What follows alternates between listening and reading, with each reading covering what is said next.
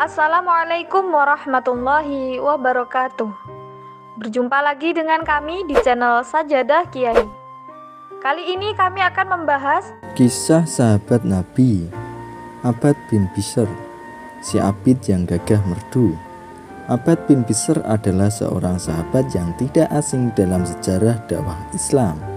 Ia tidak hanya termasuk di antara para abid, ahli ibadah, tapi juga termasuk golongan kalangan para pahlawan yang gagah berani dalam menegakkan kalimah Allah. Tidak hanya itu, juga seorang penguasa yang cakap, berbobot, dan dipercaya dalam urusan harta kekayaan kaum muslimin. Ketika Islam mulai tersiar di Madinah, Abbad bin Bishr al-Ashhali masih muda. Dalam kegiatan sehari-hari dia memperlihatkan tingkah laku yang baik, bersikap seperti orang-orang yang sudah dewasa, kendati usianya belum mencapai 25 tahun. Dia mendekatkan diri kepada seorang dai dari Mekah, yaitu Mus'ab bin Umair. Dalam tempo singkat, hati keduanya terikat dalam ikatan iman yang kokoh. Abbad mulai belajar membaca Al-Quran kepada Mus'ab. Suaranya merdu, menyejukkan dan menawan hati. Oleh karena itu, ia terkenal di kalangan para sahabat sebagai imam dan pembaca Al-Quran. Pada suatu malam ketika Rasulullah SAW sedang melakukan sholat tahajud di rumah Aisyah yang berdempetan dengan masjid, terdengar oleh beliau suara Abbad bin Bishr membaca Al-Quran dengan suara yang sangat merdu. "Ya Aisyah, suara Abbad bin Bishr kah itu?" tanya Rasulullah. "Betul ya Rasulullah," jawab Aisyah. Rasulullah lalu berdoa, "Ya Allah, ampunilah dia." Abbad bin Bishr turut berperang bersama Rasulullah dalam tiap peperangan yang beliau pimpin. Dalam peperangan-peperangan itu dia bertugas sebagai pembawa Al-Quran. Ketika Rasulullah kembali dari perang Dzatur Riqa, beliau beristirahat dengan seluruh pasukan muslim di lereng sebuah bukit. Setibanya di tempat perhentian di atas bukit, Rasulullah bertanya, "Siapa yang bertugas jaga malam ini?" Abbad bin Bishr dan Ammar bin Yasir berdiri.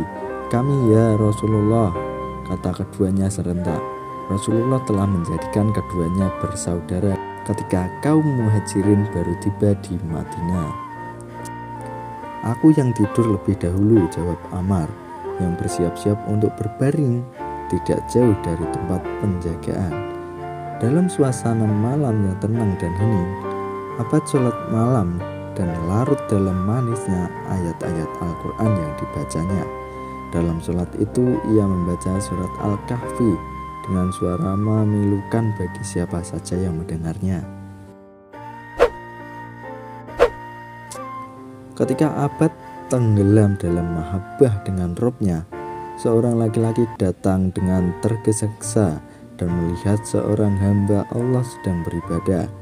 Lelaki itu yakin bahwa Rasulullah ada di tempat itu, dan orang yang sedang sholat itu adalah pengawal yang bertugas jaga. Orang itu menyiapkan anak panah dan memanah Abbad dengan tepat mengenai tubuhnya. Abbad mencabut anak panah yang bersarang di tubuhnya sambil meneruskan bacaan dan tenggelam dalam sholat.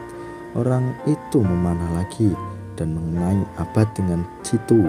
Abbad kembali mencabut anak panah lalu meneruskan ibadahnya. Kemudian orang itu memanah lagi.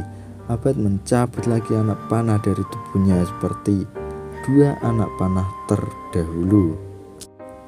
Giliran jaga bagi Ammar bin Yasir pun tiba. Abbad merangkak ke dekat saudaranya yang tidur lalu membangunkannya seraya berkata, "Bangunlah, aku terluka parah dan lemas." Sementara itu melihat mereka berdua, si pemanah buru-buru melarikan diri. Ammar menoleh ke arah Abbad dan melihat darah bercucuran dari 3 luka di tubuhnya. "Subhanallah, mengapa engkau tidak membangunkan aku ketika panah pertama mengenaimu?" tanyanya keheranan. Aku sedang membaca Al-Quran dalam sholat. Aku tidak ingin memutuskan bacaanku sebelum selesai. Demi Allah, kalaulah tidak karena takut akan menyia-nyiakan tugas jaga yang dibebankan Rasulullah menjaga pos perkemahan kaum muslimin, biarlah tubuhku putus daripada memutuskan bacaan dalam sholat. Jawab Abbad. Ketika perang memberantas orang-orang murtad berkecamuk pada masa Khalifah Abu Bakar As-Siddiq, Khalifah menyiapkan pasukan besar untuk menindas kekacauan yang ditimbulkan oleh Musailamah Al-Kadzdzab. Abbad bin Bishr termasuk pelopor dalam pasukan tersebut. Abbad dan pasukannya menyerbu dan memecah pasukan musuh serta menebar maut dengan pedangnya. Kemunculannya menyebabkan para pasukan Musailamah Al-Kadzdzab terdesak mundur dan melarikan diri ke kebun. Di sana dekat dengan tembok kebun maut, Abbad gugur sebagai syahid. Tubuhnya penuh dengan luka, bekas bacokan pedang, tusukan lembing, dan panah yang menancap. Para sahabat hampir tak ada yang mengenalinya, kecuali setelah melihat beberapa tanda di bagian tubuhnya yang lain. Wallahu a'lam bishawab. Terima kasih telah menonton video kami. Jangan lupa like, comment, share, dan subscribe channel Sajadah Kiai, serta bunyikan loncengnya agar tidak ketinggalan video-video terbaru kami. Dengan mensubscribe berarti Anda mendukung channel kami, serta membuat kami lebih semangat dan konsisten dalam membuat video-video terbaru.